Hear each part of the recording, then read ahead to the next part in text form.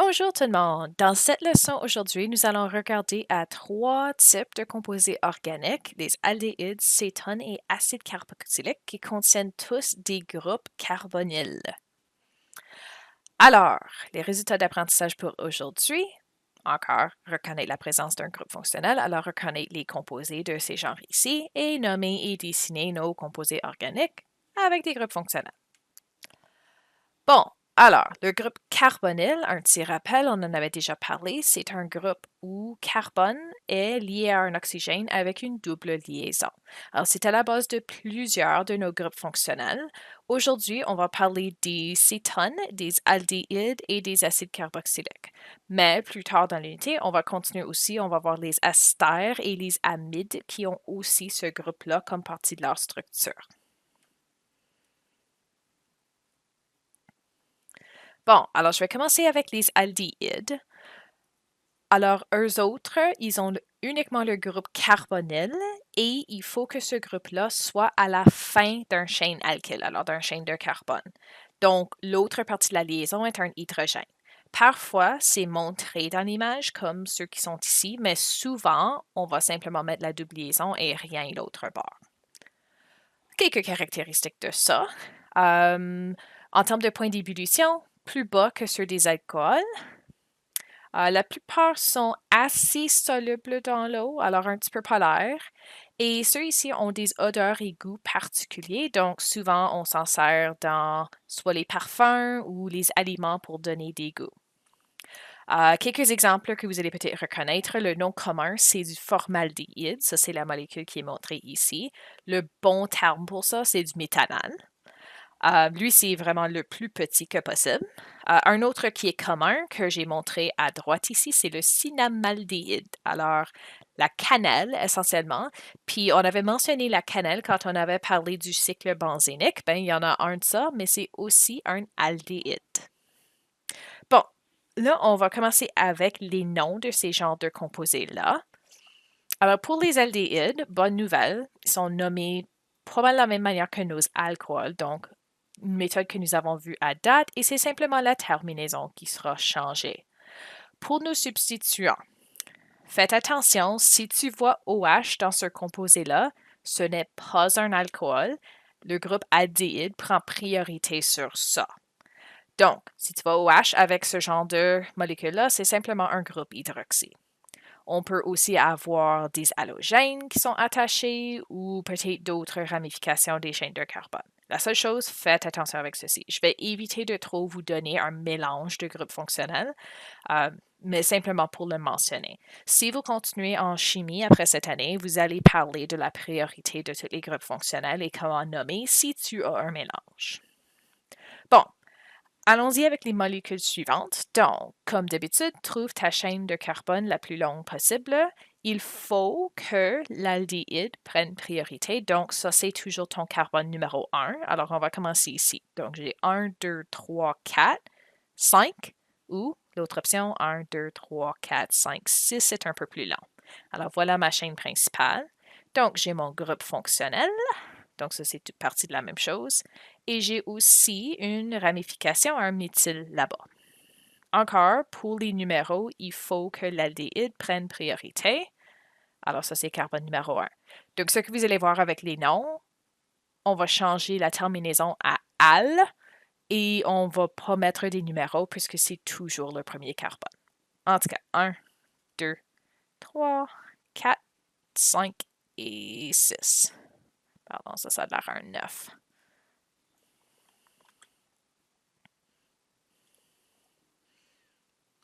Voilà.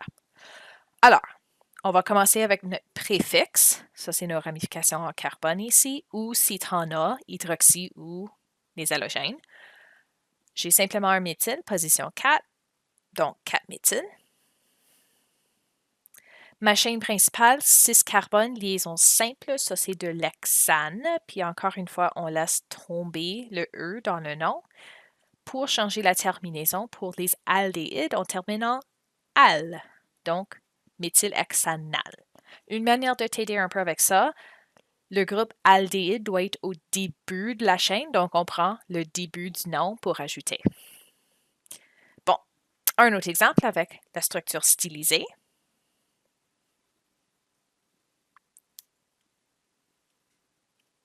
Alors, chaîne de carbone principale commence avec ton aldéhyde, donc c'est comme ça que ça apparaît parfois. Il y a certains cas où on ne va pas montrer l'hydrogène et c'est simplement la double liaison, pourvu que c'est sur le dernier carbone, toujours aldéhyde. Alors, carbone 1, 2, 3, 4, 5, 6, 7, 8, 9, 10, c'est ma plus longue chaîne. Assurez-vous aussi d'inclure le carbone attaché au groupe fonctionnel avec la structure stylisée.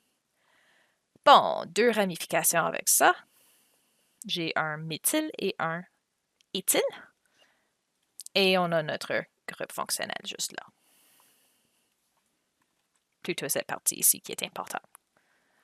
Bon, pour numéroter, encore une fois, tu n'as pas le choix dans les numéros, donc au moins tu n'as pas de décision à faire avec ça cette fois-ci. On doit simplement savoir quelles sont les positions de nos deux ramifications. Encore, on va mettre ça en ordre alphabétique, donc je commence avec ça. Éthyle avant méthyle, alors 3 éthyles. 6 méthyle.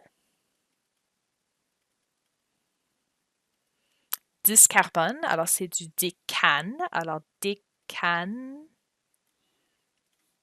décanal. Et voilà. Deux autres exemples, juste pour montrer quelques autres cas, et ensuite on va tracer la structure.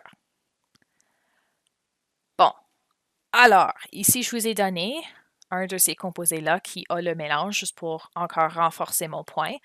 Encore, aldéhyde, on a OH et ça. Ce groupe-là prend priorité, donc la double liaison oxygène est plus importante que la liaison simple. Ma chaîne de carbone, 1, 2, 3, 4, 5, 6. Puis, ceci va agir essentiellement comme une ramification, même si c'est un autre groupe fonctionnel, puisque la priorité est plus basse que mon groupe carbonyle. Bon, pour numéroter, comme d'habitude, tu n'as pas le choix. Ça, c'est toujours carbone 1. Alors, 2, 3, 4, 5, 6. Alors, j'ai un groupe hydroxy au quatrième carbone.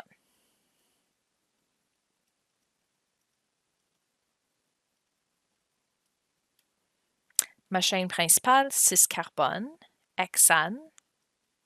Et là, on change la terminaison pour notre groupe fonctionnel définissant, l'hexanal.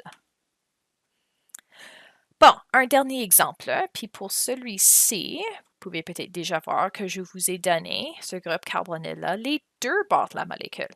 Quand même, à la fin terminale, c'est toujours un aldéhyde. Alors, pour ma chaîne principale, 1, 2, 3, 4, 5. Et pas d'autres ramifications. Donc, pour celui-ci, tu as quelques options pour nommer. Puisqu'on sait que le groupe aldéhyde doit être au bout, ce n'est pas actuellement nécessaire de numéroter, mais on doit quand même indiquer qu'il y en a deux. Donc, option 1, avec tous les détails si tu veux, tu pourrais numéroter.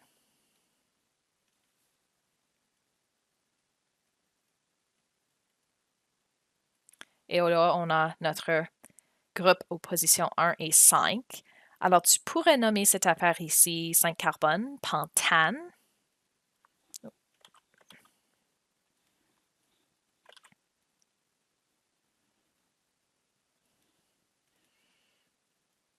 Un 5 dial, donc deux groupes aldéhydes. Ou encore, puisqu'on sait que ça doit être au bout, sinon c'est un différent groupe fonctionnel qu'on va voir prochainement, ça c'est aussi simplement dit du pentane dial.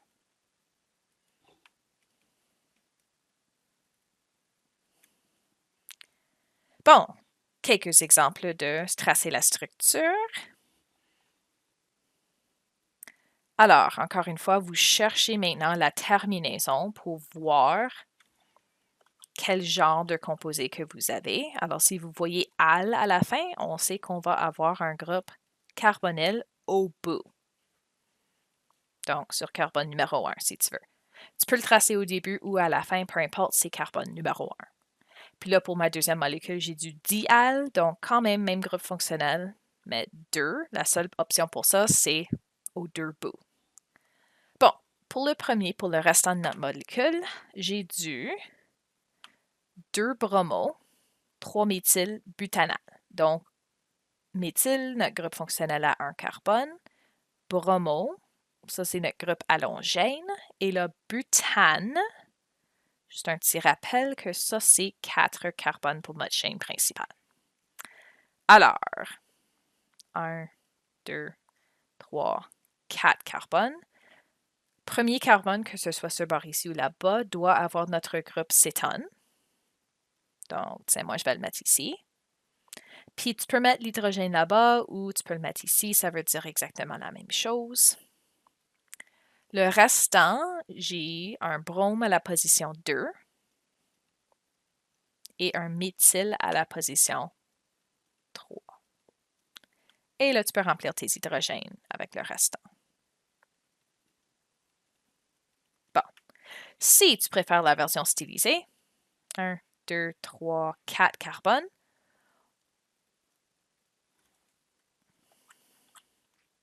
tiens, je vais faire le même dessin. Je vais mettre ma double liaison oxygène au début. Tu peux le laisser simplement comme ceci pour la partie aldéhyde.